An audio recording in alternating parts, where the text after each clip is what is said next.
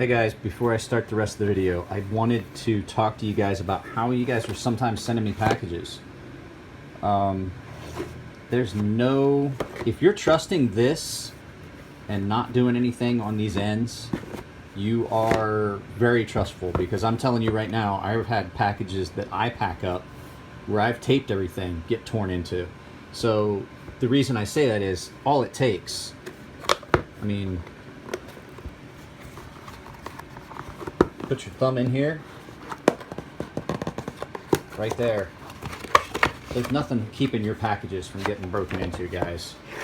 So, not to call anyone out, but when you guys are sending me packages, I don't like the idea that you're not sealing these ends, and I seal every opening now.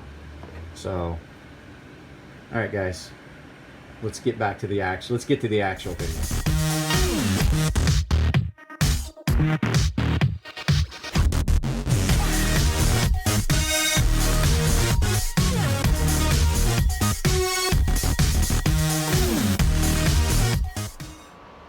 Well, good morning, guys. You saw the box. Please, please, please, please. It worries me every time something shows up like that it didn't surprise me it didn't get stolen. But that's not what we're going to talk about right now. Right now, we are going to talk about the Spartan blades. Pallas, I believe is how you pronounce it. So this came into me, as you can see, that is not a typical bevel for me. This is a fairly thick knife. It may have wound up being that thick to get it the way that the customer wanted it. But what happened was, on this one, the customer had started and put a very shallow angle on it and wanted me to repair it, but also wanted to maintain the aesthetics of, you know, they just didn't want a... What my plan was to put a brand new bevel on it. So it would have been a multi-angular bevel, and then just not charge them the cost of polishing that entire large bevel. But that's not the customer wanted, so we did what the customer wanted, and I polished that entire bevel. I did steepen that angle and then just roll it in, but there's still a lot of material that I had to polish on that. But, so, not to keep honking and tooting about what I was doing. This is Spartan Blades Pallas. Now, it is a pin lock, button lock. Really comfortable knife. Very light because it is aluminum handles. Now I will take the camera and turn it around briefly. This isn't going to be an in-depth review. I'm not going to carry this knife. Problem with the pin lock is it's, without taking it apart, it's really hard to clean down in it, and there's a bunch of nastiness and grit that I just can't quite get. It was like that when it came a little bit. But, so like I said, S35 VN blade, hard coat aluminum handles, titanium pocket clip, all steel hardware. And the only real thing that I could see about this knife, and we'll turn around and look at it, it's ground really thick. So this edge may have been a necessity. Now, you know, as I say, I don't usually put a bevel that large on a knife, but if you're trying to correct for or overcome a really thick blade and make it slice, that's about the only way you could do it, is to thin that edge. And a thin edge like that, it requires a lot of work. It's probably not gonna hold as well as some of the other edges I've done, just because of how much material is missing behind it. But like I said, pretty blunt blade. Harpoon design, really everything's really rounded and comfortable. But it does feel slick in the half. I haven't carried an aluminum handled knife for a while. A lot of times bead blast and tumble on titanium gives you a grippiness that a hard coat aluminum doesn't. But let's take this, turn it around, and we can look at the aesthetics of this knife, because they did a pretty good job on it. Kind of not disappointed in this knife. All right, let's move a couple things here. I got some other stuff that I'm sharpening. That's a VDK knife that I'm about to sharpen. It might get a video as well. And if you can't drink hot coffee on a hot day, you're never going to survive the apocalypse. So, let's take a look at it. This blade has been crowned and rounded and things really well. Good, nice stone wash on it. S35VN, not my favorite steel, but when it's done well, it's pretty good. This feels as though it's, when I was sharpening it, felt like it had a pretty good heat treat on it. Slotted screw on one side, Torx on the other. Everything else is Torx hardware. But like I said, they did a really good job. I do not mind an aluminum handled knife if the hard coat ano is done really well. This is done well. Another company that does it really well is Microtech. Their anodizing on aluminum is pretty good. It has gotten much better over the years. You've got some speed grooves for retention. I wish that there was something more up in this area. It is a little slick, and while it has some jimping, everything on this has been rounded to the point where that's really not doing much.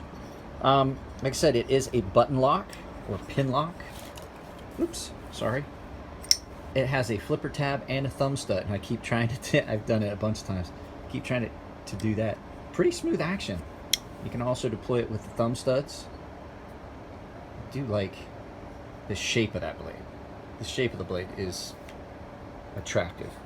It is comfortable, though. As much as I wish it was a little bit more tactile, it is very comfortable in hand. Like I said, because it's aluminum, it's really light. Titanium pocket clip with an arrow. If you look, you can see that they've got arrows through this Spartan logo there, so it kind of makes sense that there'd be an arrow in that pocket clip. All the stonewash was done really well, and like I said, everything is really well chamfered and crowned and rounded on top. No hot spots that I could find on this knife. I mean, I didn't use it for anything, but it's not got any hot spots that I could find. Pocket clip is nice and low,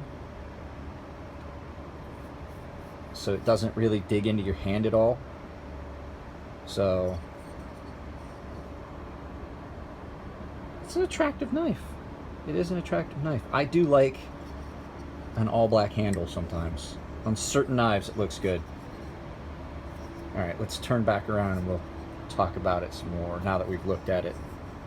I think we've looked at it enough. There's not much to see on it. I mean, it's not a over-the-top custom with a bunch of elaborate, you know, embellishments like Timascus, Mokutai, or engraving or anything like that. It's just a pretty good bare bones knife.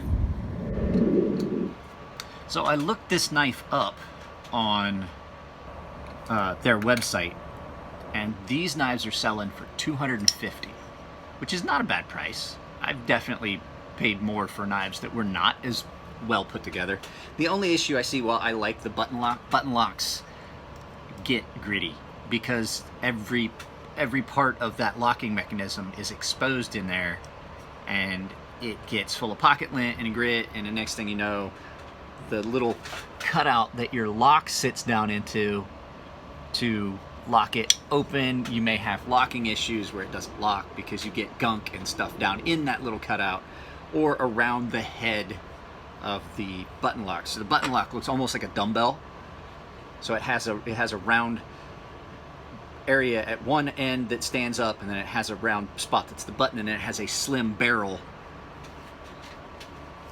You kind of see it if we look real close. You can see it looks like an axle almost. So you have a wheel at the top, a wheel at the bottom, and that's on a spring, and then you have that shaft that's in there that gets out of the way and allows it, and when it pops back up, to lock it drops into that little cutout there. So if you have a bunch of pocket gunk and stuff that gets in the way, there's a chance that your knife may not lock. It's the only issue. They require a little bit of cleaning and maintenance. So I did what I could. I didn't take this knife apart. We didn't do a spa treatment on this. Button locks are a pain because there's a spring in there. They can be a pain. There's a little spring in there, just like that auto I took apart the other day. But for a $250 knife, it's not bad. And the button lock is done really well. Sometimes button locks get a gritty, nasty sound to them when you're deploying them and things like that, even after sharpening, with getting some stuff down there. I'm not hearing that. So, like I said, Spartan Blades LLC. They are a U.S. company, U.S. made knives. Not that expensive. They have some more expensive ones. They really do. But this is, I think, one of their budget line models. And for a budget line model, it's not bad at all. All right, guys. Like I said, I'm trying to stay on top of things and still put up content. But I have been busy, and not all of it is work stuff. Well, it's all related to work. I've been dealing with getting all of my paperwork submitted for the LLC. So if I have not been putting up content as often, or I don't seem as engaged, if you guys are trying to contact me, I do apologize. But there's a lot of stuff involved with starting this business. And, you know, I still have... There's still things that have to be done around the house with the wife and kid being gone. So I've been busy, but I did get a lot of stuff sharpened yesterday. I wanted to do a live feed, but it was just too incredibly hot out here. I was afraid my phone was going to overheat. I don't want to do that. It's hard on equipment. I don't want to have to get a new phone.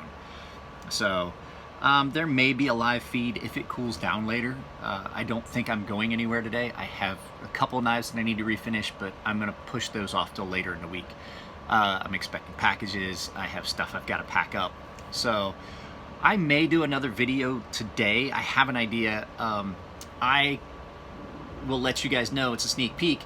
I have 2 Maker's Choice knives. My buddy Matt left his here. He's got a ton of Maker's Choice knives, and I was just going to, since people have asked, what are you talking about when you say Maker's Choice?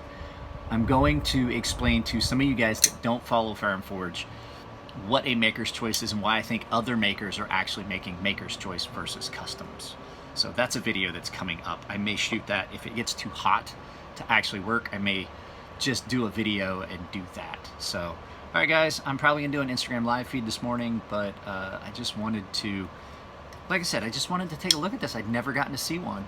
So, as always, if you like my videos, give them a thumbs up. If you don't like the videos, give them a thumbs down, but let me know, and don't be a jerk about it in the comments. Like, I get it, people are passionate about things, but don't be a jerk in the comments to other people. So, as always, once I get this posted up, there'll be a subscribe link, there'll be a video that YouTube thinks is good for you, and then probably down here, it's gonna be in one of these areas, it'll be a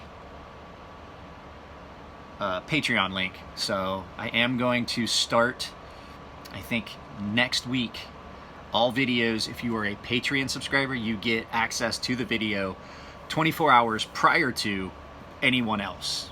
So the 25 of you guys that are still Patreons will get content 24 hours before everyone else. So, all right, guys, that actually, I might start that with the next video. So yeah, the next video I put up will be up for a day on Patreon before it goes up to you guys. So, all right, take it easy, and I'll talk to you later.